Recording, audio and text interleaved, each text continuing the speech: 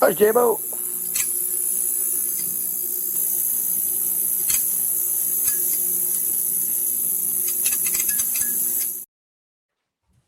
Hello, welcome to the Homebhoys Late Podcast. It is Monday, the 9th of February, 2026. I'm, of course, Joe McKenna. We are back after what is probably the longest gap in podcasting we've had in a long time. 4 weeks since we had a podcast on here. I am joined tonight by full squad minus Scott McCory. I'm going to go through everybody's kind of trials and tribulations in January, but let's just introduce the crew. Jason Higgins out there on Wishaw. Hello, brother. And Longers.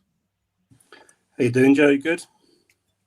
Feeling good. And a man whose username this week is Mon the One Road, Marty Flynn. What's happening? Oh, good. So it has been 4 weeks since we've had a podcast, and there has been a small outcry on social media as to why we appear to have gone to ground. I suppose we need to kind of give brief explanations. If I had to condense it down, I'd say, well, Jason was away on holiday, right? Marty Flynn had the lurgy. Liam's working so hard he's had to take the brushing his teeth with his feet because just to fit it in, right? And Scott can only be going through what seems like an existential crisis when it comes to Celtic. So January's been a fucking task for the Homeboys, plus a piss and rain, the weather, and fucking everything else. And it sounds like the most weak tea fucking excuse ever for a podcast. But at the end of the day, we don't really care. Joe, I thought we were in the Epstein files, mate. I thought that's why we disappeared. I was by the looks of things, of the only cunts that weren't. Fuck's sake. We don't get invited to parties at all. Never mind fucking Epstein fucking parties. I turn fucking parties down. Anyway, so we're back. There's loads that kind of go back on and cover, of which we're not going to do most of, because the last time we were on, the results since then have been 4-0 against Dundee United, 1-0 against Falkirk, 2-0 against Auchinleck Talbot, 2-2 against Bolgna, 2-2 against Hearts, 4-2 against Utrecht, 2-0 against Falkirk, and then the 2-1 game there against Dundee at the weekend in the Cup. And we're not going to go through all that, because who wants to listen to us talk about all that shit? It was fucking ages ago. Yeah, Joe, you should have put spoilers on that, man. Somebody could have missed all them games waiting until we're back on. Somebody's just avoided all contact with media until we came back to tell them how things are going. Yeah, stay clear of that person. Pygmy Papa New Guinea's fucking raging. Hello, Jock. How's the Glasgow Rangers? So I suppose where we're going to start tonight is the most pertinent and news-worthy item on the agenda, which was the boycott at the game of the weekend. We would hope to have Scott on tonight, but Scott, again, has had the lurgy. It's going around. So I suppose, the game overall wasn't brilliant. Tuning in, yeah, you want to win, but you also want to kind of to see how many people were in the stadium and how the kind of boycott went. And from reports, it was somewhere around 20 to 25,000. I can't be entirely sure about that. I think the figure might have been somewhere around that Celtic put out, maybe even less than that. And yeah, it was hastily put together, and it appeared to have quite a sizable impact. I don't know where to even start that conversation. Where do we start talking about this in terms of where you start talking about it is it's actually quite a difficult thing to do, to call for a boycott, and it's also quite a risky thing to do, because if the boycott doesn't work, you have egg on your face. So it's like nobody who follows Celtic wants to not go to matches. Do you know what I mean? Like, we all live for the day, for the morning, getting up and going to the game. So some of us get more often than others, and some of us pay 5 fortunes to do it. It's like it's such a difficult decision. So I don't think it's ever a decision that's taken lightly. And there's been obvious debates among people as to, well, I'm not boycotting. I've paid for my ticket, I've paid for my travel, and you can genuinely understand that. Do you know what I mean? If someone had given someone the child or Christmas present and that was their first game, then stands the fucking reason that those people feel then are faced with difficult choices. So for the numbers to be so poor, it was 24,000 or 26,000 or something like that was the official numbers that I had seen. Which would mark the boycott as a complete success. Given the you can look back, Marty. I think similar round of the Scottish Cup last year, there was like 43,000 at the game. Yeah. So if you use that as a barometer, there's probably a good 20,000 didn't go. Do you know what I mean? Like in anybody's by any stretch, that's a success. I mean, if it was 5,000 or 10,000, you know, it's a big statement.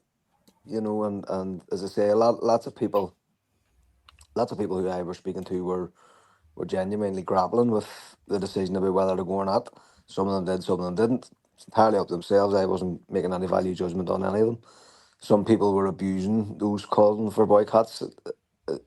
It's interesting that the aggression, like people would always, you know, there was all this talk about calling people scabs and shouting at people getting out of the corporate areas and things like that. But any aggression I saw was coming from the other direction. It was people moaning and slabbering about those who called for the boycott. It wasn't the other way around that I'd seen. So not sure if that was the case with everybody, but it was certainly the case in my peer group and the people I was watching talking about it, you know. So and as I say, I had several heated conversations with the last week.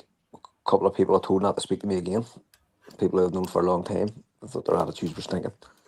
And as I say, none of it is really is any decision to be taken lightly, you know. Marty, were they all on one side? Were they all like boycotters or match goers or a mix? They were people who were match goers who were saying we're not boycotting and whatever else. And I was going, it's up to yourselves. But as I say, the aggression was coming from their side, and I'm in a couple of different, obviously Celtic chat groups, like as we all are. We're all in different groups and buses and friend groups and whatever else. And it was one of the chat groups I've been in for a while. I just come out of it and left under no uncertain terms. But some of the stuff that was being allowed to be said, because it would have been the type of group was all very nicey and well managed and well controlled, and there was never any personal abuse. The personal abuse was flying the other day, and a couple of people called it out, and I just went, "No, it is. You can go and fuck." And That's interesting. as I say, some people who I have a lifelong friendships with were told not to contact me again. Well, here's my question in those situations, Marty, because I wouldn't say the only one that's going through something like that there, right? Because there does seem to be levels of division among different groups, among different buses, and we've seen that. And again, that's something that we'll talk about in a bit, when, you know, how Celtic can exploit those kind of possible gaps when they, you know, reach out to supporters to engage with them. But my question is, like, I mean, if you see the impact of the boycott on at the weekend there on Saturday, and which clearly speaks to a deeper thing of like a need and a want and an appetite for change or progress or something different. The people who are dishing at this abuse say, you know, we're not going to boycott, you're a disgrace. Like the things like that not possibly sway them, or are they just so committed to their own ideals and their own position that they're like, we don't give a fuck? Because I mean, it's undeniable that change needs to happen. There was various arguments being made, and some people were saying, "Well, look, I back any action, but I don't back anything if it affects the players on the pitch." Right. So I don't know how to fuck that. Like, how do you measure? How do you measure that? Like, do you know what I mean? So, and then there was other people just going, "I hate certain parts of our fan base, so fuck them." I'm not in this at all, you know. And it's like, that's up to yourself. Do you know what I mean? But it was the abuse that was being handed out to then the people who actually were trying to do something, many of whom are a million, billion percent good Tims, good Celtic people, only doing it for the right reasons, not doing it for their own selfish reasons, doing it because they want the collective experience of Celtic fans to be improved. So it all just gets a bit much. But the proof's in the pudding, and we've all read the rundown of the collective meeting that took place last week, and as far as I can see, the consensus was that action was to be taken. It was a very unanimous thing. Some people, like the affiliation groups and stuff, didn't agree and broke away, and that's their prerogative. That's up to themselves, you know, and they have their own internal squabbles to deal with and whatever else. It's really nobody's business. It's up to themselves. I'm not a member, so it doesn't concern me. But for those amount of figures, you know, not to turn up on any match night, you know, if it was a match first game of the season or flag day or whatever else, and 20,000 fans weren't there, there'd be fucking serious questions being asked. So, you know, it seems to me it was a success as far as that's concerned, and it's been certainly a success in the sense that they've drawn attention to the issues that they're trying to raise and the malfunction at the top of the club. I mean, the commentators on the TV the other night were talking about it, and showing you the empty seats all around the ground. It was prominent at the start of the match coverage. So it's from that perspective, in terms of raising awareness as to what the collective is trying to do and what the overall objective is. But the overall objective should be for all Celtic fans. I think it was a success. Well, Yeah. Go on, Jason, you go. Well, I'm just going to say, let's face it anyway, the match day experience at Celtic Park since the Green Brigade have been banned is nothing short of shocking anyway. Well, see, just don't go any further than that point. Keep your next points in your head, right? Because you're spot on. And when the Green Brigade were banned, some of those who were calling for them to be banned were fucking harping back to the days of the jungle and how we didn't need the Green Brigade then. And I was pointing out to them that the atmosphere is going to go back to a point where I always talk about a game that I was at when O'Neill was here. It was against Aberdeen. It was a 1-0 win, scored with a penalty. And it was the worst atmosphere I've ever seen in my life. You could literally hear a packet of crisps being open in the ground. And I was saying that we're going to go back to that if this goes through. If the ultras are banned, whatever your gripes with them, and there are loads, and I have deep sympathy for many of them. But your point is so spot on, Jason. Nobody can argue that point anymore. Oh, we'll make our own atmosphere in the Green Brigade out there. No, you fucking don't. You don't. Yep. Simple as that. No. So sorry, you can blather on it. And so I boycotted it, right? So I went in and met Sean, and we did a wee Gallagate pub crawl, and then we went to his house to watch it. On the train on the way in, I met a lad from Wicklow that I know. He lives in Motherwell. Good lad. He was going to the game with his mate who lives in Paris. So he hadn't been to Celtic Park for a year, and he'd planned this trip. So fully understand him going to the game. No qualms. There was no animosity between us in the train. They got off at Dalmarnock. I stayed on. I went into the town and went to down the Gallagate, but it was empty. This was quite early, all the same, 2 o'clock-ish, 2:30. But normally getting off at Dalmarnock, there's loads getting off. They were the only 2 getting off the train. And then we went into the Gallagate, and the pubs were empty. Well, there was a few people there.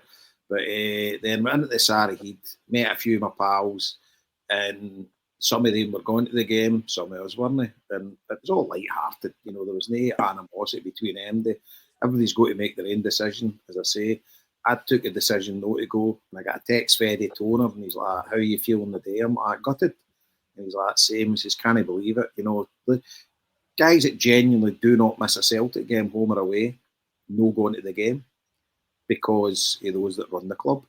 And I just felt it was right to take a stand, and it's worrying because if you get into the habit of this, and if it does happen again, say we don't get any marked changes from the board, say they don't relent and let the Green Brigade back in the stadium, they don't let fan media back into their press conferences, and Michael Nicholson stays in a job.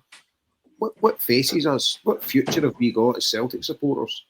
I actually think we're at the stage where we're running out of time now to appoint a proper board to take this football club going forward.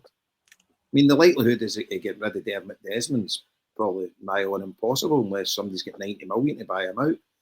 But surely he's going to have to say, we need to revolutionise this football club, bring this football club into the fucking modern times and start running it like a proper football club.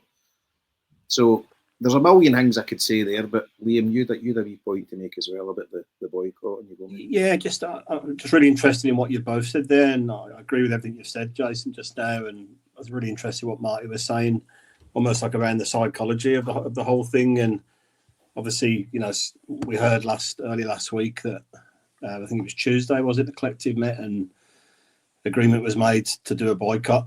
My view at the time was, I thought it was I was a bit unsure about it because obviously people have bought tickets, people have made plans. It was really short notice for a game that some people had committed to, and I just had a bit of nervousness about a boycott, full stop. I think it's not like the last throw of the dice, but it's always got to generate this level of conflict, that Marty's described a little bit there. And I'm glad your experiences weren't like that, with people that you knew and whatever. And it was interesting. I went to the game, obviously, as you know, and it was for no exciting reasons other than I had some arrangements in place that I decided just to carry on and go through with. I've been at every collective action from the start. I will support them moving forward as well. Just on the day I just made that decision to go, not for any exciting reasons at all. But it was interesting being at the game. Felt really odd. Felt a bit odd going in. I went into the lounge, and you'd have no idea there was a boycott on at all. Place was bouncing. It was as busy as any other game, which really surprised me at first, but then it didn't surprise me after a couple of minutes. I don't know why I was expecting anything different. Jason, you and I had been at some of the demos and gone in the lounge afterwards, and it was chock full of people. There was very, very few that were down supporting those earlier kind of initiatives as well. And then at the game itself, as you come out, you can see there was a lot more empty seats in the lounge area than it looked like there would be from inside the lounges, if you know what I mean. And the main stand was pretty full, but behind each goal it was really sparse. It was really empty there. But I saw, I bumped into 3 or 4 people that I mentioned to you earlier today that go every game, home and away, who I thought probably wouldn't have been there, but you weren't surprised that they were all there. And I'm sure there was probably, I don't know what the split would be between the kind of regular away goers in terms of people that went and people that didn't go, but I just feel that this is the action that's always going to be really divisive in terms of people that just don't want to miss a game, don't want to miss seeing their team against the people that are willing to make that sacrifice and go and do it. So it's a really it's a really strange one. It was pretty surreal, I got to say, being at the game. The atmosphere was pretty dire. It got a bit exciting, obviously, just around when we scored. A bit of singing started to get generated around the goal, and then at the start of extra time. But it was pretty eerie, I suppose, being there. I think the people that boycotted it will be the people going forward that will adhere to direct action if any more gets called. I think those that attended the game, maybe yourself not included, Liam, but those that attended the game, they will always attend the games. I don't think anything will happen for those individuals to not go. They've just got something in their psyche that they won't not go and see Celtic, regardless of how much a shit show as you're watching, they will just go. I think there might be more not in my camp, but I think there might be more people that have just made arrangements or travelled over or bought tickets, whatever. I think there'd be a small chunk more that would go for a future boycott, for example, but there's definitely a massive core of ones, like you said, that just won't miss seeing their team. It just, it means more to them than the bigger picture, I guess. Yeah, and you look at the state Celtic's in, and it can't really get much worse. The state. If Marty and Liam was to walk out the door tomorrow, what state would we be in as a football club? It would be unthinkable. We'd be lucky to finish in the top 6. He really is the only thing that's holding every kind of positive thing together. We're an absolute basket case of a football club. And I have to say, his comments after the game, he sounded very tired. Like he's an old man. Do you know what I mean? He's in his fucking mid-70s. He just sounded exhausted. He just felt sorry for me at the end of the game. He'd obviously been through the ringer, but he had the whole week. He's had the transfer window, and you know what I mean? Fuck's sake. And him and Sean Maloney have had to run the transfer window themselves. Yeah. With no internal support from Celtic. See, that I find that is fucking unbelievably unprofessional. Well, everything about our club's but it just screams of either one, of the inability to fucking properly delegate things, and 2, the inability to have somebody you can delegate to who has the fucking skills and the capacity and the fucking planning to carry out these kind of things, and the ability to co-produce and collaborate with the management team. It's basically just like, all right, there's a workload here, it's not being done. Here, listen, you're the manager now, he's your assistant. These guys, what you're doing? Here, fucking you take it. And you're going like, what fucking professional football club runs like that? No, it's a shambles. It really is a shambles. Seemingly the only targets that they had was a couple, understandably a couple that Nancy had picked, and the word in the street is Martin and Maloney says get them to fuck, and they went with their own targets. They conjured up some signings through whatever contacts they have in the football world, and that's how we ended up with X amount of loan signings, which I'm not Well, against. underneath them, there's actually not a bad. The people under Tisdale actually weren't that bad. You've got that fella Cooper, who was working in South America for a while, and they brought in this guy from Chelsea, who apparently knows his fucking onions. And I wouldn't be surprised if the guy from Chelsea ends up taking Tisdale's job. They put a bit of a framework in. Do you know what I mean? But you're coming up. It's a January window. It's a shit window anyway. Usually, we rarely have decent windows in January. A lot of the players are not going to come to a club in such a fucking crisis because they're going to be going, fuck that. I'm not getting in the middle of that. And also, there's no permanent manager. So what's the vision? A manager sells a new player the vision of their club. You're my man, and you're going to play here, and you're playing with him, and we're going to win. Blah blah blah. But everybody knows O'Neill's not going to be here in June. So it's at this time of year, like it's nearly impossible to get any sort of a player. And I predicted very early in the window that it would be really only loan deals that would come in, because they'll want to be seen to be giving the new manager money the way they were going to do with Nancy, and he would have blew every fucking wing thing. Like your man Jocelyn, there was all this row over us not fucking signing his dick, and Sunderland bought him. I've been watching Sunderland here for the last 2 weeks. We're playing Arsenal Saturday. There's no fucking sign of him. There's no sign of him whatsoever. Do you know what I mean? So that was the level of player that we were going to be saddled with. Really, like a Balaquisha or whatever, you know what I mean? That level of player, and you'd have been spending money on them. What the fuck? Like, they were prepared to go for it. Like Nicholson said it on TV. We're gonna fucking give this guy all he needs. Fuck's sake, could you imagine? It was interesting, just to jump back to the boycott a little bit, Marty, on what you said there, and that's why I was hoping Scott might be on. But the collective said that they were waiting for the end of the transfer window to see how well Celtic had done, I guess, and whether that would trigger any action, which it obviously did. But it's kind of hard to know how you would gauge the transfer market. I mean, these guys we brought in, it's pretty underwhelming for me personally. The first two have started to show up pretty well, but my general view would be pretty underwhelming. But these guys could shoot us to the title, for all we know at this stage here. And the thing is, Liam, well, first of all, you've got to be. I think no matter what, you have to be fairly realistic about all this sort of stuff, and step back a bit away from the line of fire and go, right, what's going on here? But you're right. Even like I've said it, even like what we call camp bodies, even people who are bringing who could maybe spur another player on to play slightly more better in his position. If you have 3 or 4 of those across the team, then you're hoping that does get you across the line at the end of the year.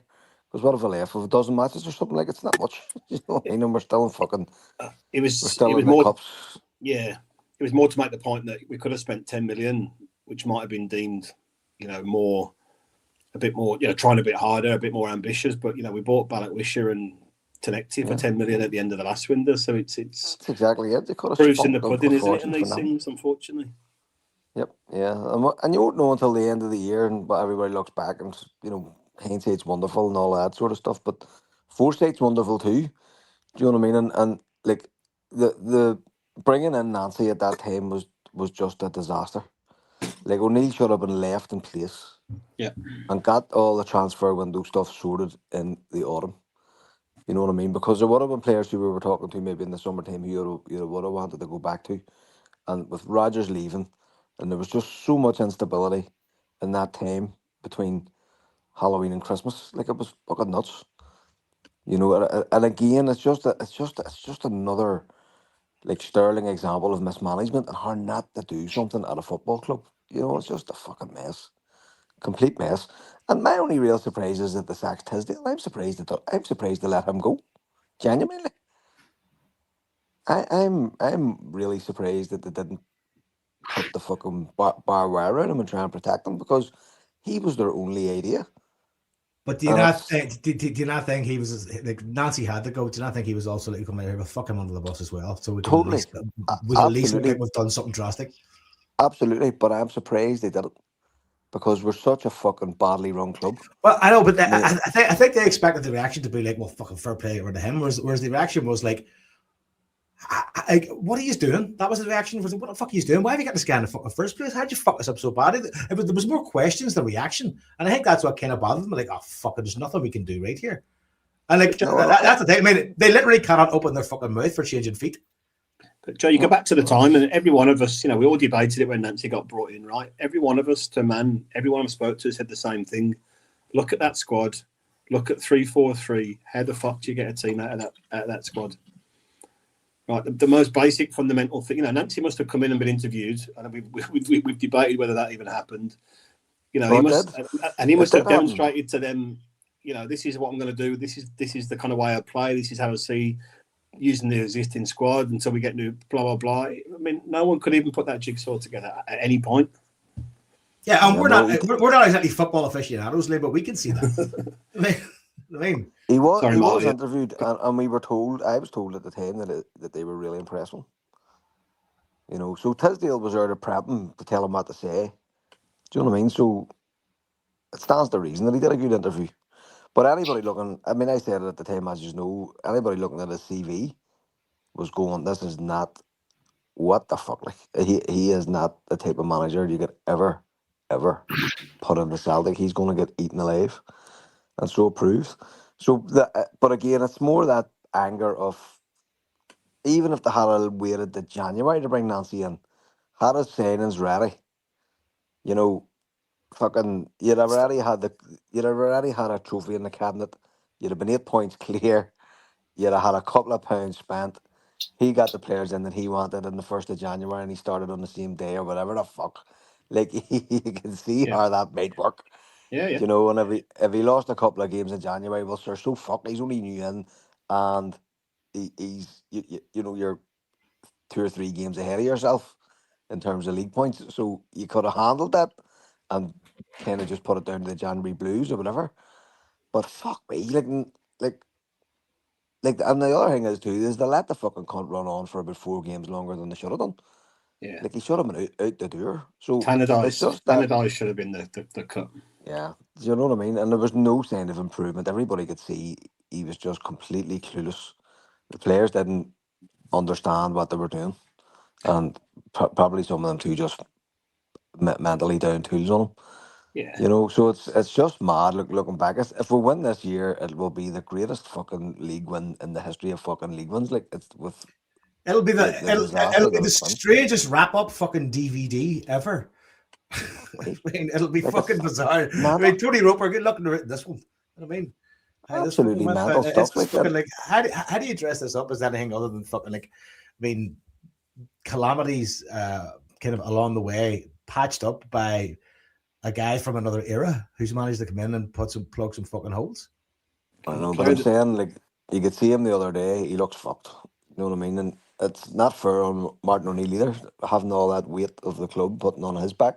He's only one man. He's not going to be here in July, so he isn't going to be there putting in the various building blocks that you need with staff members and places and putting scouts back on. He's not going to do that. So we're really, it really is just sticking plaster stuff. Nothing is being fixed. And it's likely Nicholson will go, it's likely Wilson will go, it's likely other board members will go. So the instability at the top will probably last for at least another year. If you think about it that way. As I say, hindsight's sound, but foresight is something fucking else. You need to know what's coming. But that instability requires somebody to take up commanding a leadership role, and it doesn't appear like anybody either can or is allowed to. No, they're not. Like, Dermot Desmond doesn't give a fuck. Do you know what I mean? Dermot Desmond just wants an easy life, to go to golf matches and fucking fuck about, and he wants to know that we're not going to go bust. Do you know what I mean? Apart from that, he doesn't fucking care. Like, he's many times a year does he come to Celtic? Twice, maybe. It must be his son that's running it now, and he's just and he seems like a lovely dude.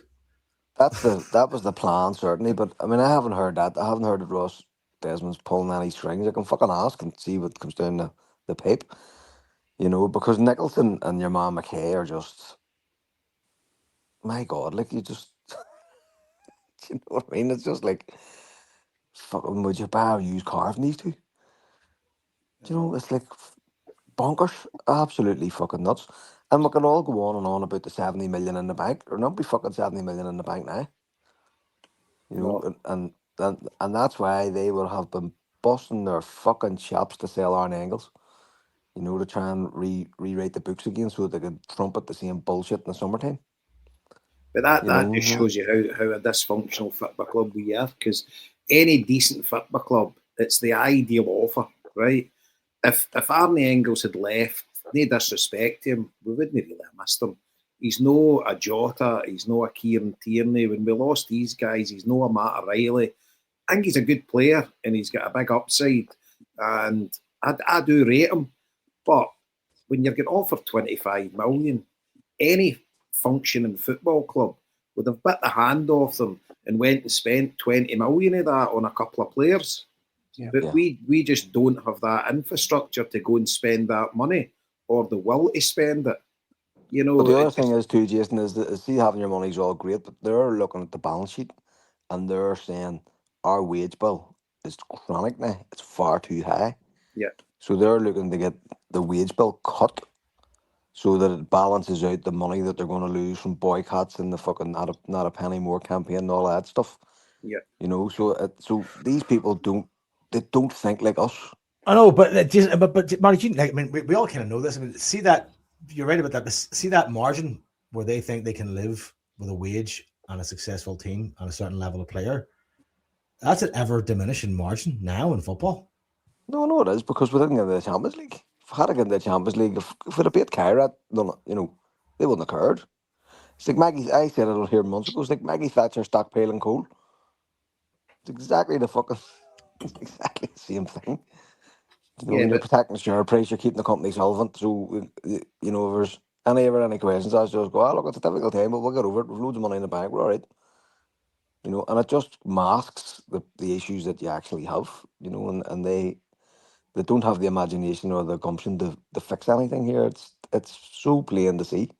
But to go back to Jason's point, the problem is what happens next year.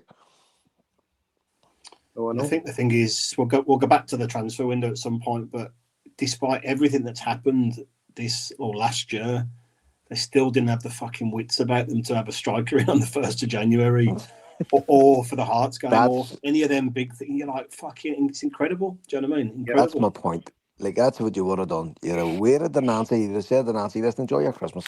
Yeah. Watch all the games. Watch all the matches. Here's your fucking Celtic TV login. We're going to keep him the fucking Christmas time. You'll be sweet. Give us your players that you want now. We go and scout them for you. Who do you want? What way do you want to play? 3-3-3, 4-4-4, 9-9-9. Not a problem. Bang. Here we go. You know what I mean? And the fucking... they were given the golden egg in O'Neill. Imagine Martin O'Neill had us turned fucking Desmond down when he phoned him that night. Yeah. Imagine. Ange would have came back. No. Fuck. Gardner and leave Ange. The only other two they could have got back would have been Ange or Gordon Strachan. That's it. Because they can only go back. They can't go forward. They don't have anything. Nothing about them whatsoever. Nah, they really you get back to the Eddie Howe scenario as well before Ange came in. You know, that was mental. Again, that's totally. I mean, that like, and here's the fucking laugh of it. Jason, Dermot Desmond said to O'Neill what he should have said to Eddie Howe. That's the funny thing. Dermot Desmond says, I'm phoning you back in an hour and I want your answer. Why the fuck did he do that to Eddie Howe? He waited 2 months. Aye. Fuck's sake. On the Eddie Howe thing, though, was it not the fact that they wouldn't let him bring his backroom staff with him? Was that not the key at the end? As to why that was one of the things quoted. But the point being is they should have knew that at the fucking start. Like, surely it wasn't a surprise when Eddie Howe went, nah. Do you know what I mean? So what's your demands here? You want A, B, you want money? There's the money. Do you want players? There's your players. Backroom team? Okay. We've players here. We've men in here that you probably need. Why don't you keep them? Well, I don't want them. And it's exactly the same with Sean Maloney here. When Martin O'Neill left, Maloney said to them, what do you want me to do now? Do you want me to stay on as a first team coach? And they said, well, we've no problem you doing that, so we'll get rid of fucking whoever it was, Gavin Strachan, and Maloney went, no, thanks, thank you. I don't want to be responsible for somebody getting put on the fucking brew. I'll just go back to doing what I was doing in the first place. Yeah, I know we simplify things on here, right? But again, jump into the transfer window. The story was leaked today or yesterday that Italian winger we went for, remember, and he wanted to stay at his club. But there were two wingers that got talked about at the same time, and I can't remember the guy's name, the other one. But apparently, we outbid Red Bull Leipzig or whoever he went to because he didn't want to play in the Scottish Premiership. But surely, right, maybe he's hedging his bets, but surely you know that stuff up front when you engage with his agent or you have some kind of contact with the player instead of running around with your. Yeah, but it's not necessarily because you could have all your deals set up and then some other club finds out, like a Bundesliga club, say, find out that you're coming to him, and then you go to their agent and say, listen, fuck that, tell him, ask him, does he want to come here? That's just football. I mean, I'm sure that happens all the time. We all remember fucking Alex Ferguson fucking pulling what's his face. Remember the Uruguayan at the airport? He was going to sign for fucking Newcastle or something, and Ferguson just, here, what'd you call him, the wee cunt with long hair? Yeah, Diego Forlan. Aye, Forlan. So that happens in football. Like, word gets out that players want to move, and all of a sudden, say, a team gets an injury, and they go, fuck, who's out there?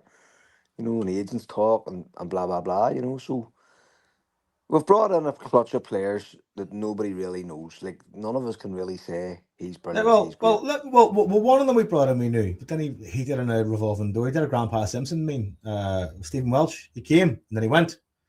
I mean, he came back, and then he went back again. Didn't he play against Auchinleck Talbot, like? And back to Motherwell then. I'm sure we could have done without him for that match. Like, what the fuck? So I was at that game, right?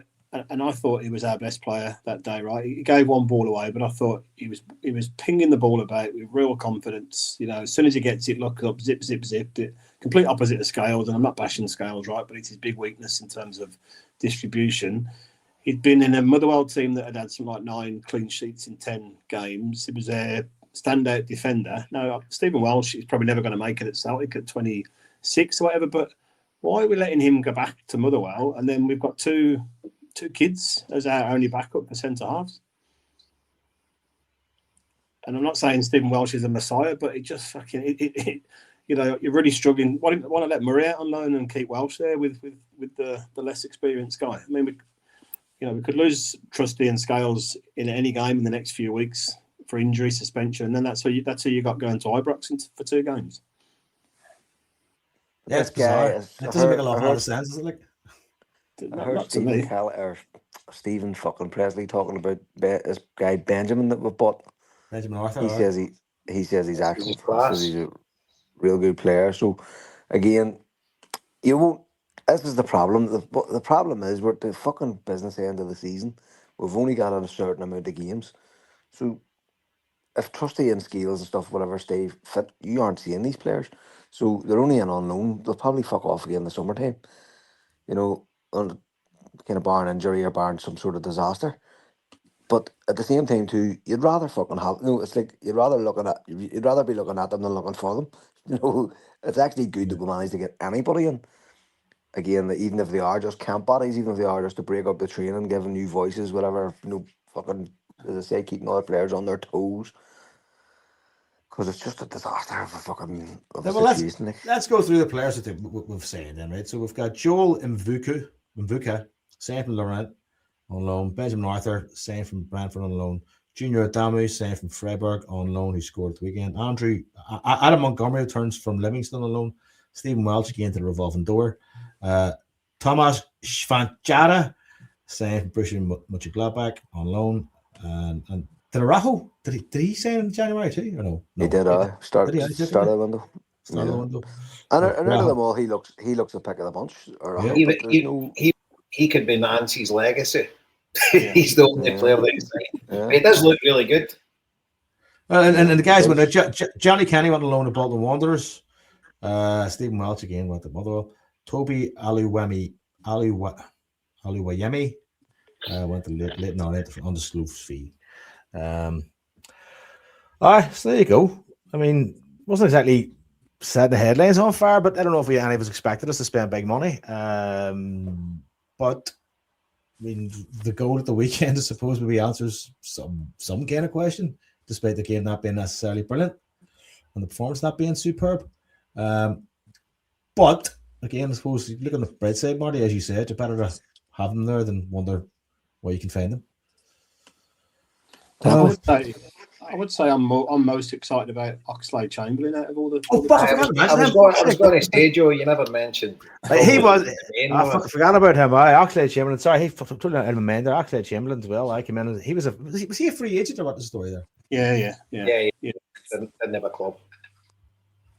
And watch his interview. He comes across as a fucking decent guy.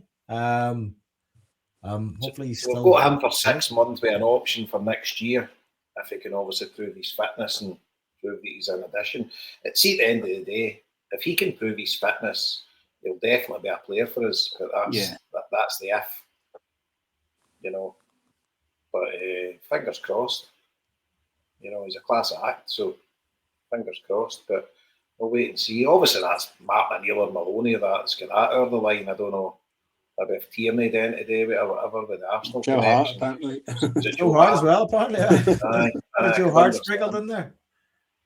I mean, the thing is, Joe Hart should mean we've said for years that's the type of guy we should be signing at Celtic. We should have a couple of them in the team at all times. See guys that's kind of been top class players. I mean, he's 31, so. Guys that's been top class players but have kind of lost their way a bit, that you're giving them an opportunity to come and play with a massive club, win things, potentially play in Europe. You know, it's a big selling point coming to somebody like Celtic. And you get a guy like Joe Hart there that he's like an unofficial ambassador for the club, you know, for the way he waxes lyrical about his time at Celtic, etc. So I've got no qualms about a signing like that. That's the kind of guys I think we should be going for. Yeah, I'd entirely forgotten about the guy until his name came up. I was like, it wasn't even a player I even thought about in a long, long time. Almost kind of convinced he'd retired. There's still rumours about that Bakayoko as well. Really? There was because he's a free agent as well. French guy. Yeah, he looks a unit, doesn't he? Like a proper player. But at the end of the day, I mean, like you're like the plan here is to steal your stuff as much as possible towards definitely the next 6 to 7 games. 6 games mainly, I suppose, isn't it really? Next 6 games are kind of fucking massive, and just to try and get it over the line if possible. I do have faith now, despite you saying it's not being, you know, amazingly fucking, you know, impressive. I do have faith that it can be done. And probably should happen, but there's just a cloud over this season already. I don't think it's going to go away. I mean, and that's really bothering me. Yeah. I'm a bit worried about the Aberdeen game being postponed and then slung in the middle of those fixtures. I don't know, Jason. I don't think you went up, did you? I can't remember, but.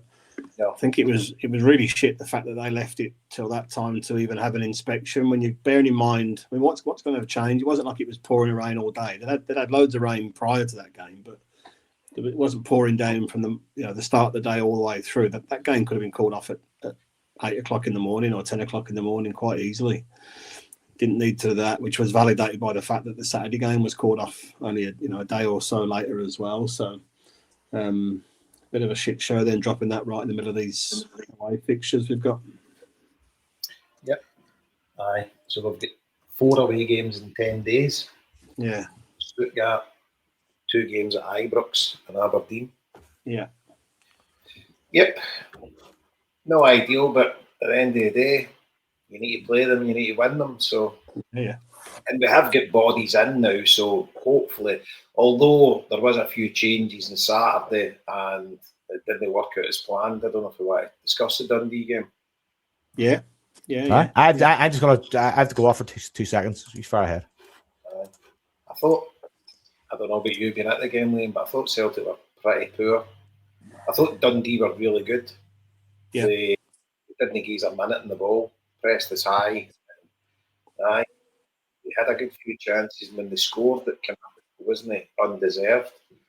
And I just didn't see us getting back in it, and then the way we did was just fucking mad. You know, there's a funny thing. See, when Tierney went down injured in injury time, and he stayed down. I said to Sean and Mac, I says, this could win us the game. They're like to me, what? And I'm like, well, I'll add a couple of minutes on, and we're still going to have a few, because it was a couple of minutes into injury time when he went down. He was down for a couple of minutes. Yeah. Just for something in my head saying, we're going to get another couple of minutes here. And fair play to Stephen Presley's interview after it. You know, he was very magnanimous. You know, he was obviously devastated, but he didn't, because they were saying there was 7 minutes played. You know, there was only 5 added, but there was an injury. You know, and the 7 minutes was fine. He didn't use that as a stick to beat Andy. You know. I thought Tierney had gone down about the 87th minute or something. I remember mentioning it at the game. Was it the 87th? I can't really remember. I'd like to check it back, because I remember at the game saying he's added 5 minutes on, but Tierney's been on the deck for like, 2 or 3 minutes there. It didn't feel like he'd incorporated Tierney's injury into the. I need to double check that, mate. I'm pretty sure the board. I'm pretty sure the board had went up before Tierney went down injured. Right, hence the reason why we played on. It must have been. They wouldn't have played 7 minutes. Because he called 5 minutes, and then we scored just before 96. I thought it was just before 95, 50, something or whatever. I thought we'd scored, but could have been after that. But yeah, I mean, it didn't look like we were getting a goal for love nor money, to be honest with you. But we started bright enough for the first 15 minutes, but then kind of the big Thomas up front. I can't pronounce his name as good as Joe. Thought he had some really smart touches. Do you know what I mean? Some really nice little. Yeah, it looks all right. Yeah. Because against Hearts, I was pretty worried about him, because he wasn't even like challenging for headers and stuff. He was just running into defenders. But it looks like he's got a good touch on him. He can bring the ball down. He can link people in, which is really good as well, which I liked about him. And I thought we looked fairly bright. The winger that we had on the right hand side, he looked rapid, but not so good with the ball at his feet, unfortunately. But you've got to give him a bit of time. So he was getting around the pitch and stuff and looked lively enough, but didn't look like he was going to be beating players too often and getting balls in. I was quite shocked that Iniacho wasn't in the squad. So I don't know what the story behind that is, because that's odd, isn't it? There was a couple of decisions at the start too. Angles obviously not been there after keeping. Maida.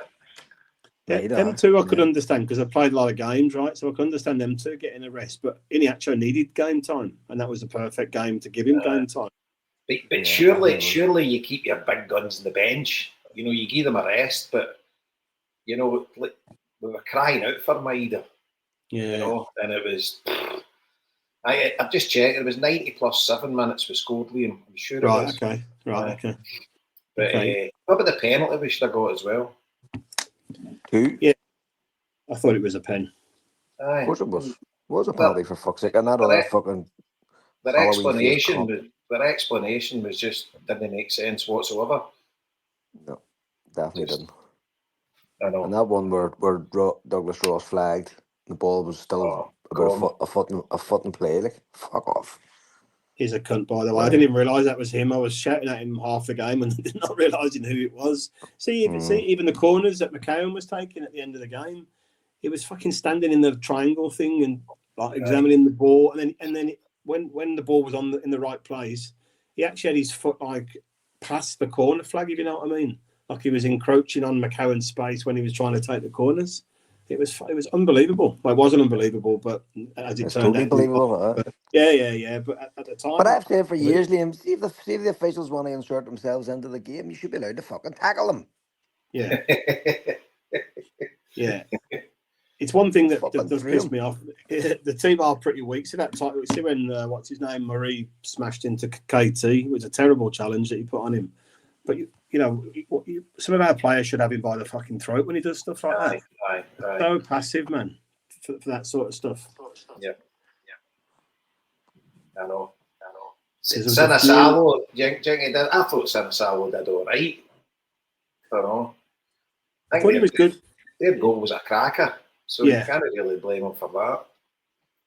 Yeah, I thought he was good when he played at the end of last season. I've been a bit less impressed with him when he's come in this season. I don't know whether that's just lack of opportunity or. Aye. Must be tough for a goalkeeper, but the odd game.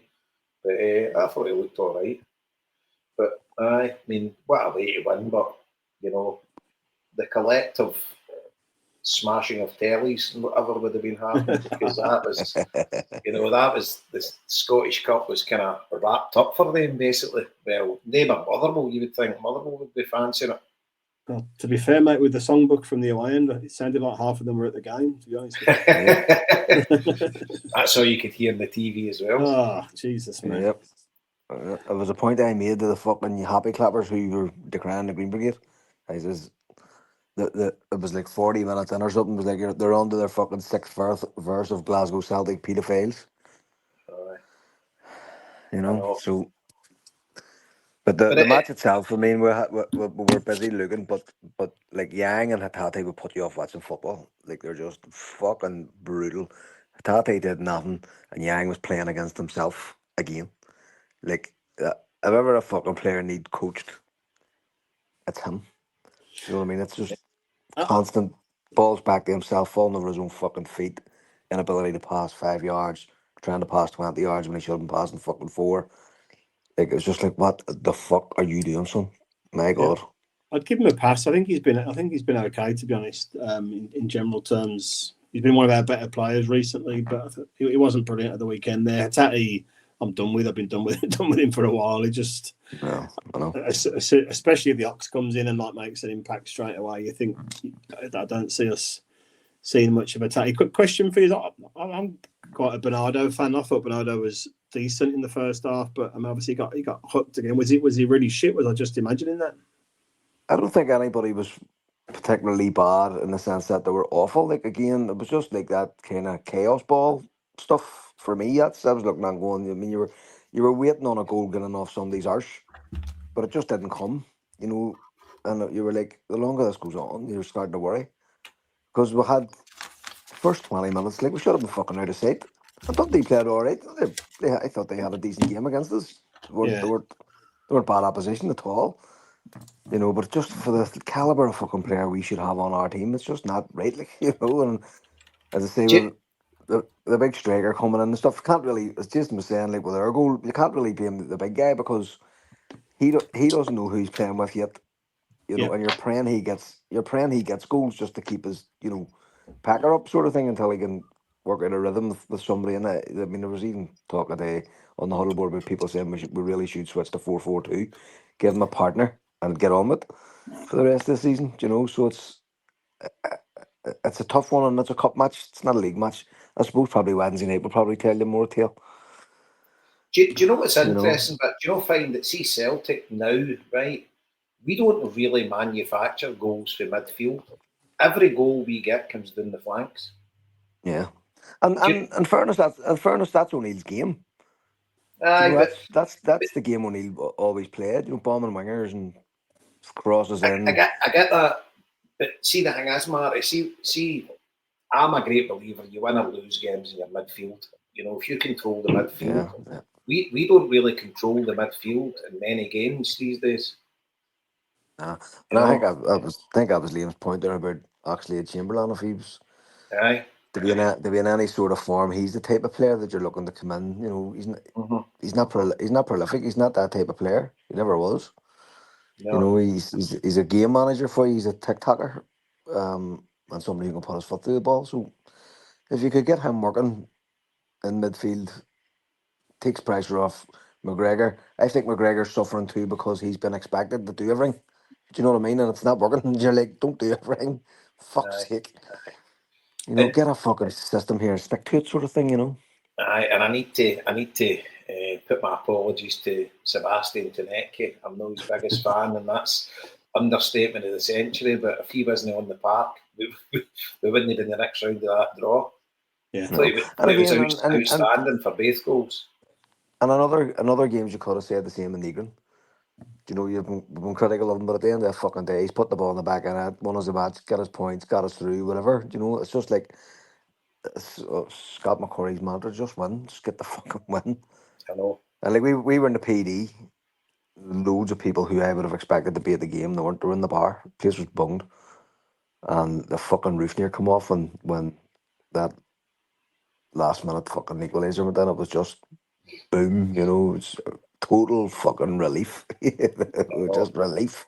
I know. Sheer relief. I think- It was even when the winner went in, it was great. But see when the equaliser went in, fucking hell. Yeah, I think what you're creating here now is, we can.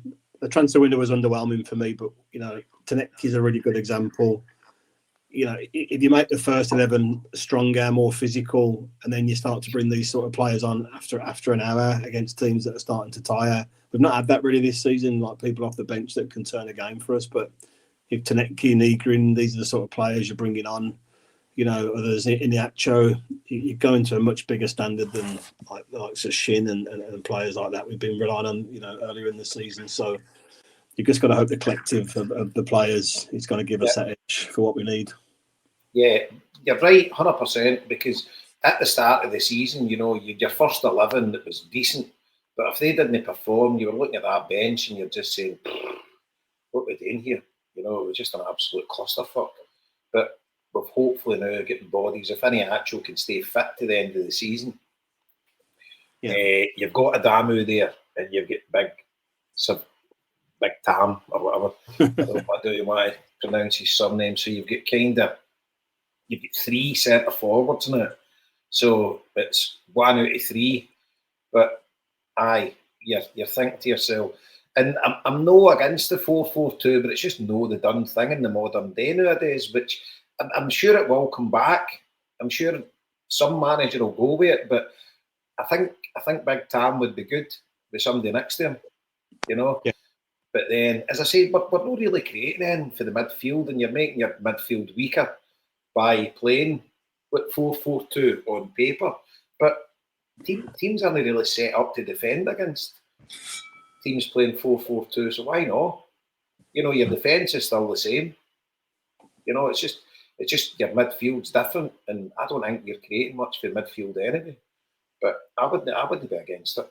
But we'll wait and see. Martin O'Neill's wily enough to understand if that's something that we could do going forward. But you're weakening your midfield.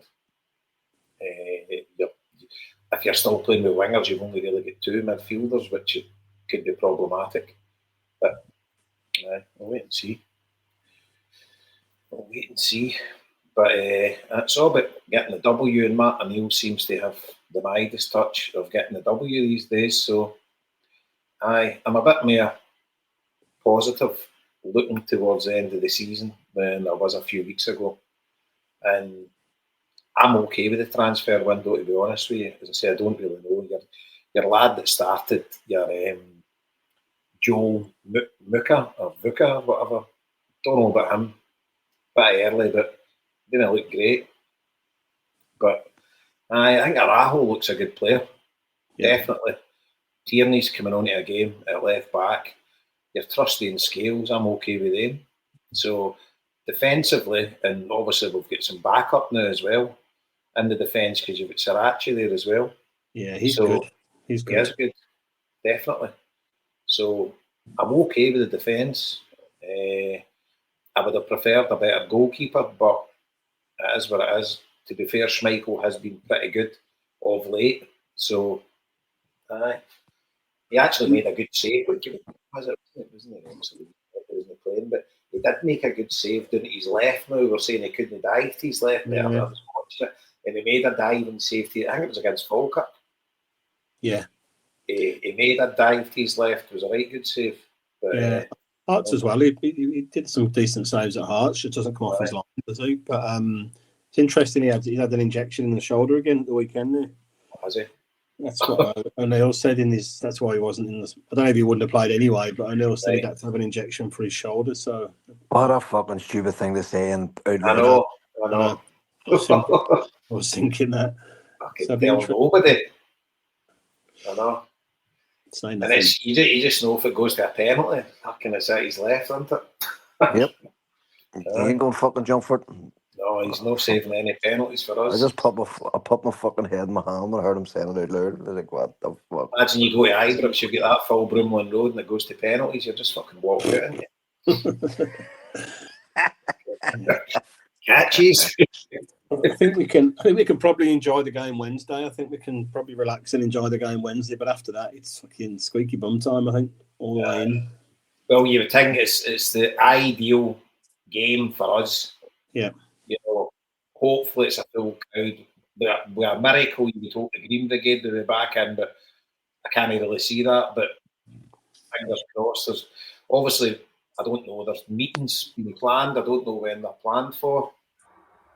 So we'll wait and see what comes of that. Brian Wilson's obviously been on Celtic TV and says he's reached out and whatever, and by all accounts there is going to be meetings. So fingers crossed, things start to get resolved, and bit by bit we start to achieve our objectives, and get the fans back in would be a great start. Yeah, definitely. And by God, we need it. Can you imagine the run into the season with that kind of atmosphere at Celtic Park? Yeah. It's fucking criminal. Oof. It's criminal. You know? So it's got to happen rapidly. I agree with everything you said. I watched the game in Davy Burns pub in Budapest on Saturday with two lads. Oh, how did it go? Oh, great, man. Great city. Great place to go and visit. Great weekend. And nearly get knocked out in the pub, would you believe? Right? You nearly get knocked out. All right, what do you hear this, right? This is that a good punch? No, what do you hear this, right? So in this Davy Burns pub, they're getting a spiral staircase that goes up, right? So we're sitting there to watch the game.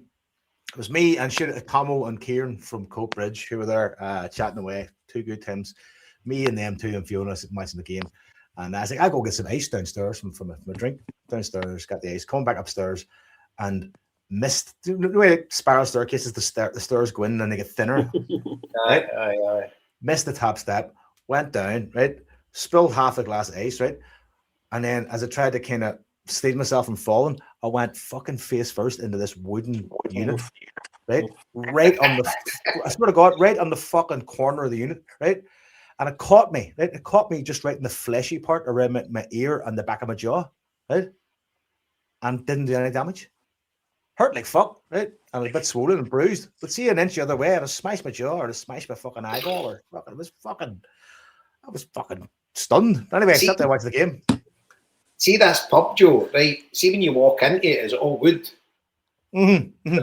And it was a big bar down the stairs, and then it's got a bit at the back, and then you can go up the stairs. There's an upstairs part, like a spiral staircase thing that kind of looks over the main bar. I'm sure that's a pub you were in when we went to Budapest. It's right there by the river. Oh, no, it's a different pub then. This was a 10-15 minute walk for the river. This is like literally a block away from the river. But I know, I should nearly got my face smashed. But by the grace of God, it fucking literally corner of this thing hit me in a fucking fleshy part of my neck and just left me with a bit of a bruise. Madness. But great crack watching the game and just just sitting and enjoying it. I mean, and the game wasn't great. There was plenty of kind of drama and tension, a lot to kind of pick through.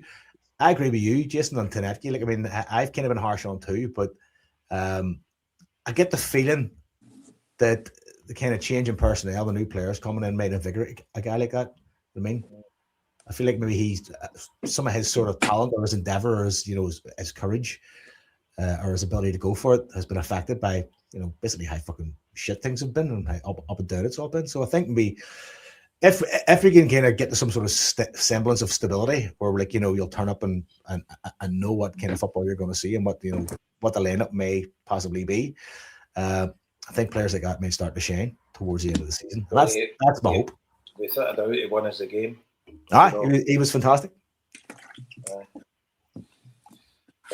So when did you get back to Budapest? Literally got back in the house about 2:00 Sunday afternoon. So we left on Thursday at like 7:00 flight, and then we're there on Thursday, Friday, Saturday, and then back to the airport for about fucking. Was it freezing? It actually wasn't. It was actually better than what the weather here. It was pissing rain here, like a storm here. Over there, like it had been snowing there the other week, but like, there was still snow on the ground a bit, but it was all melting and it was kind of quite mild.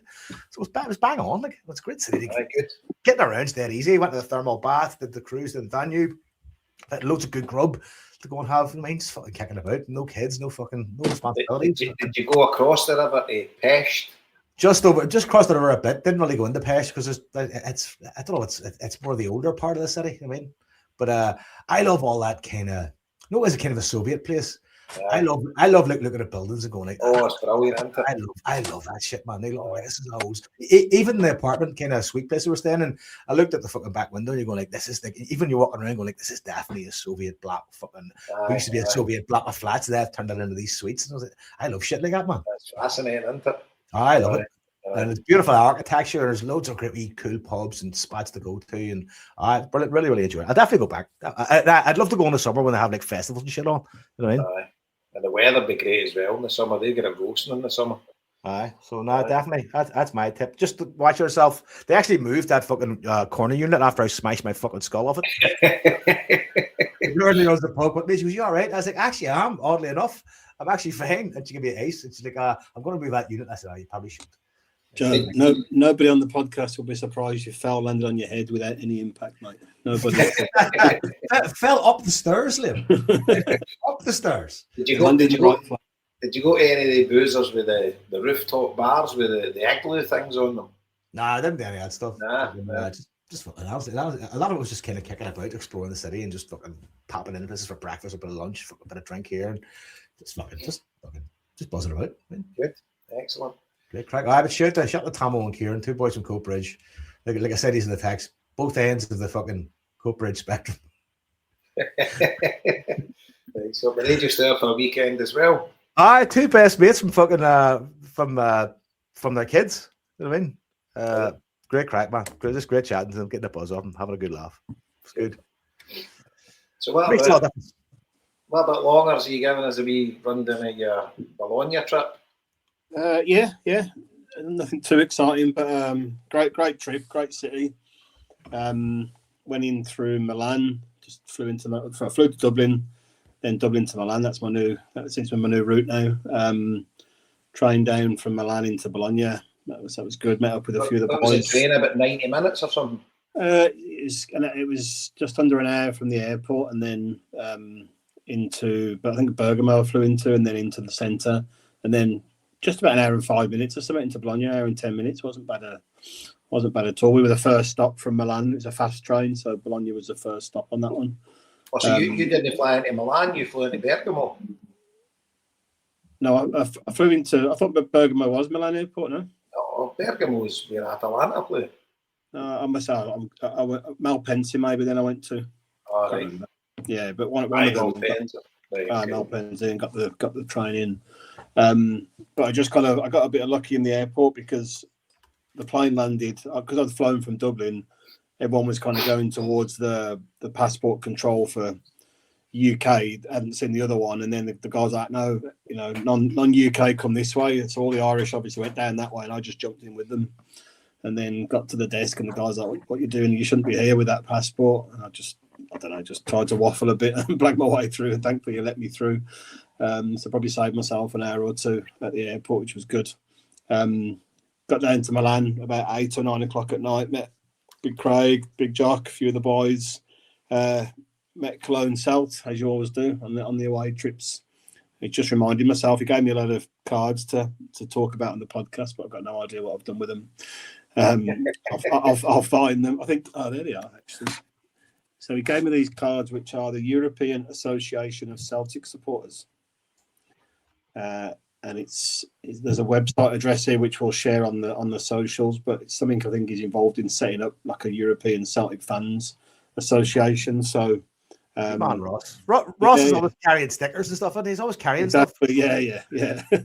Exactly. So we'll share that link out. We can share that in the socials, and maybe even get him on for 10 minutes some point to talk it through with us if it's something he's trying to get off the ground and launch. So that was great. So first night wasn't nothing too mad. Got there quite late on, and the next day just met up during the day. Kind of walked through the square where the fans were congregating, but just kind of wandered around. So we'd found a quiet spot, which the bar was pretty much empty. We'd agreed to meet all the Basque boys or the Bilbao boys who had been up at Atalanta the night before, seen an athletic win up there. So 3 legends that came down and met us in there, which was brilliant. Managed to take over the bar. Guys were great in there. Plenty of ham baguettes for the whole day, keeping us well fed. I think Big Jock had about 10 of them. But there's a guy who listens to the show religiously every week, a guy, Peter, who lives out in Malta. It's quite unusual. And he'd won, I think, Joe, he'd won your tickets or some other tickets in the raffle a couple of years back and got in touch with me to say, look, I'm in Malta. I don't get back very often, so I can't use them just now. But I just told him to keep in touch with me if he was ever coming over, and we'd get him sorted for a game. So he got in touch with me just before I went over to Bologna to see if I was going, and said he was going over and he wanted to meet up with us, which he did. Him and his wife and his pal from Clydebank, who were brilliant company. And him and his wife are actually interested in going over to Africa and helping Sean, volunteering with Sean. Similar to what you'd mentioned, Joe. They've got some friends and some contacts over in Africa as well, and we're hoping to be able to go and kind of give them a hand and see what they could do to help. So it was a pretty unique bunch that we had in the bar together, really, from all corners of the globe. Yeah, as is the norm. But we just had a brilliant time there. Got the speaker on the Bluetooth, got the tunes on, put some athletic songs on for the boys as well. So that was good. And then, just ignored the whole buses and all that stuff. Just got on the local bus, literally just on the local bus, got some beers, and then just walked up to the stadium. Didn't see any bother, chatting to the locals. Absolutely fine. Got into the ground, say with the three boys. Was there any hassle with the names on the tickets? They were talking about it beforehand. Not for them, but so Martin, when I got there, Martin O'Brien was there, and his ticket wasn't scanning. Jason, he was going off his nut. So I grabbed him because I thought he was going to get lifted. So I grabbed him and pulled him over to my turnstile, but it just was, he was scanning and it was blocking him. So he ended up missing the game altogether. So you can imagine how. Yeah. Wow, nobody was helping him at all. And the guy, Peter's pal from Clydebank, he'd picked up an away ticket, and I'd said to him, just come with me and we'll try and get you in. So he tried to scan get in. He couldn't get in because it was in a different name. And that kind of the security guy from Celtic, you'd recognise him, Jason, from with the glasses and the kind of little goatee beard. You'd recognise him from away games. He was kind of saying, look, nothing we can do just now, but if you hang about, we'll see what we can do a bit later. So I think that seems to be the norm now, that they wait till near a kick-off and then just let the people in. Because he said afterwards he'd managed to get in. But we got into through the turnstiles, me, your Sabre and the boys. Obviously they had the flags with them. They got a massive search on them for about 10 minutes once we got in the ground, but fuck knows why. And then we got went into the ground, and it's pretty cool play, pretty old stadium. Looks nice. Celtic fans everywhere. Like there was a neutral section next to us, which was just all Celtic fans. Craig and Jock, they end up in the home end, and they loved it. They were just literally halfway line, right at the front, just pint after pint after pint through the game. So, and no bother getting in and out. And then obviously we managed to score a couple of goals, which was pretty freakish. From previous experience, so almost a carbon copy of the first goal, wasn't it, of the goal we got against Feyenoord with the keeper just kind of giving it away. So that was great. And then I didn't realise that Tatty had been booked, so I thought that challenge he got sent off for was a straight red, and I couldn't really see what he'd done at the time, but watching it back, stupid. Yeah, it was. He's just doing everyone's head in just now. So you're just thinking of, here we go, but then the second goal was right in front of us as well. So you're buzzing with that. But 10 men, I thought we played a bit too deep for my liking in the second half. I thought we should have maybe just put the game. Wild. It was half in the mouth stuff. And I thought we were actually lucky to get out with a draw. With the amount of pressure that they had. Yeah. And towards the end of the game, we started coming out a wee bit. And when it went 2 each, we kind of looked a bit better then than we did when it was 2-0 and 2-1. Yeah. We just basically sat back and let them come at us. Yeah. I thought we were just way too deep, and it was such a long. The second half felt like it lasted about 3 hours, man. Yeah. And especially given the 2 goals away, not early, but not near the end as well. But so I was really pleased to see us come through, and they ran out of steam a bit near the end of the game. I don't think they were much cop, to be honest with you. I know last year they had a good season, but I don't think they were up to much this year. So I think with a full team, we'd have probably won that game comfortably. But two games back to back without getting beaten in Europe, for me, that's nothing short of a miracle. Yeah, So really good. you take that all day long. And just back into the town, a few pints on the night and stuff. We got the buses back. We got kept in for an hour or whatever. Got the buses back, which took us on a fucking tour of Bologna for some reason. Took forever to drop us back into the town. Just got a few pints and stuff in the town, bit of food, which was good. And then met Sarah and Gary as with every away trip. They were in the bar with us as well. I forgot about them. They were in the bar with us too. Kieran as well. And then next day, me and Jock went up to Verona, and we were going back through Verona to Manchester on the Saturday. Didn't do my research on Verona, Jason. Check in with the local Nazi party. Yeah. So as it turned out, yeah. So I had no idea about Verona. I was actually looking to see if they were playing on the Friday, but the bottom of Serie A. So I've got my token Celtic scarf on my bag as per usual. So is it just a cool little place? We just had to wander around the shops and a few bars. Friday nights, you're expecting it to be, a lot busier. A few wine bars, which is it's just really cool to see all these cool looking people drinking glasses of red wine. There's no one on beer apart from me and Jock, I think, in the whole place. And then went to this kind of livelier big bar. I'm saying to Jock, this doesn't feel right at all, man. This feels like we're in the fucking deepest dark parts of America here, man. Fucking proper rednecks everywhere, shaved skulls, big tattooed heads and stuff. That was dressed up as some motorcycle or vintage car club, but I'm like, this feels fucking seriously moody, man. I sent you the photos, Jason, I think, didn't I? The ones I'd taken there. So in my mind, it's you and Jack in the Blue Oyster in Police Academy. Mate, honestly, I'll send them. I'll put them in the chat there. But it was well shady in there, man. So, but we'd been bevying all afternoon, so we weren't that bothered at the time. But I didn't realise what do you say, Jason's the most fascist part of Italy? Well, the aim since the 70s, mad ultra right wing, their support, all right, big time. Right. If you do a quick Google, just Google Hellas Verona supporters. There's fucking all sorts there. They've been chucking bananas on the park and all that, and they've got swastikas, Celtic crosses now. That's one of the symbols for fascism. They've got all that Nazi salutes at games and stuff. Aye, they're fucking rabid. Well, we definitely landed in there. They weren't their ultras, but we're definitely of that mindset, man. Absolutely. Yeah, just as Big Jack's got that fucking gigantism that I go, fucking no, fuck me, no, fucking. Davis have to claim him to get a punch in. Just as well, you'd no Celtic stuff on or that, because they would have been well clued up in that. You would have got fucking leathered. Well, I normally would. I mean, that was really unusual for me not to be wearing something like that on a trip. So just pure luck. That I never. See, when I seen you tagging yourself, I says, "What the fuck's he doing there?" how far away was that from Bologna? Just an hour ago, mate. So that was a thing. I was looking because Donna was meant to go originally, and then she decided not to come. So because we were going to be away on the Friday anyway, we said, "Well, why don't we just stay over Friday night and then go back Saturday?" But at that point, I couldn't find any decent flights from Bologna or Milan or whatever. And then we found this one from Verona to Manchester for like 18 quid at like 11 o'clock on the Saturday.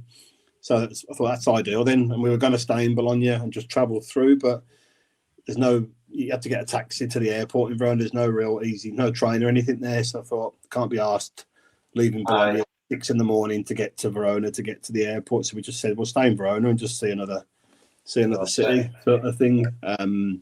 It's all right. It's pretty small. It's got like a Colosseum thing, but a much smaller version, obviously, than the proper one. But I didn't get round and see that much while we were there.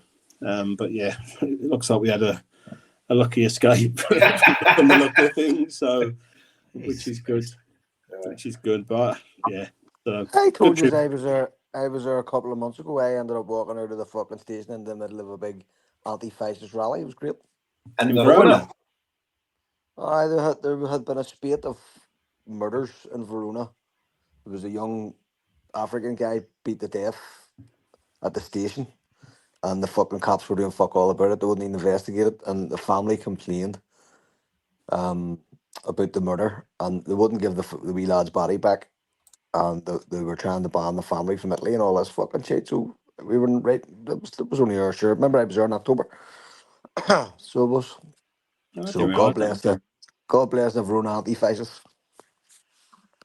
That's good to hear. That's good. Well, It might have been all right after all. that's that one off the weekend breakfast anyway. Okay. Oh, Do you know what? it's It's a a nice lovely little wee place, place. man. It's Nice very little small, place. but Yeah. I was saying this about it the other day. You can walk around for in about an hour. It's a tiny Yeah. wee town, like, but pretty. It's where fucking Juliet's house is. From Oh, the sounds fucking, of a fucking Jack and Liam and run around it in 25 minutes for fuck's sake. So, Jason. no, as Jason says, Hellas Verona is well fucking known. so was that when you were in Como, Marty? Was it quite close to there? I wasn't in Como. I was in Desenzano del Garda, down at the bottom of Lake Garda. So it's on that train. The train runs along from Venice, basically, to fucking Milan, along that stretch, and Verona Right. and Vicenza, and there's about 5 of them big cities that you would know are all just in a row along along the railway line there. So yeah, it's a lovely wee place, but as I say, you can be fucking hurry at times, and them two clearly found a hurry spot. We were fine, Mike. We were oblivious to anything, mate. So Never doubted you, mate. Never doubted you. Kicking about oblivious like a couple of fucking Griswolds. Fuck's sake. honestly, it'd be typical me. That would fucking to stumble into that. Did you see that? Did you see that video in Italy the day for the motorway in Puglia? Where See the haste? The haste? Aye. Do you know what? See, when we were there, right? Big Benji told us, he says that part of Italy's probably the most rabid with mafia still doing their stuff. And he says at night, because he was in a pint at the car and all that way, I'm like, what are you doing? He says, nobody stops you at night here. The police don't stop him in a car at night. We were only a walking distance away from it. I'm like, you're off your fucking nut. But he says nobody stops them at night because it could be the mafia or whatever. He says, so the cops just, and then it showed you that's the main road for Brindisi into Lecce. Fucking, did you see it, Marty and Liam? Yeah, I No, saw I a haven't clip seen it earlier. yet, Yeah. So Where was it basically, on? Internet? it's all our Twitter and everything. So basically, they've stopped a Security Corps van right in the middle of the motorway, and they've got out there in fake police cars, and they've got out with submachine guns and everything. Fucking blew a bomb under it or something, and blew the van. And all these folk are filming it for the other side of the motorway, looking at it.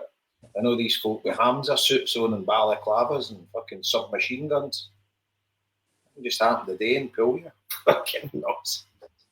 They blew the fucking doors off. If you watch the video, you can see the boy walk away, lose his phone, come back, and then he gets fucking blown to bits. Like, fuck me.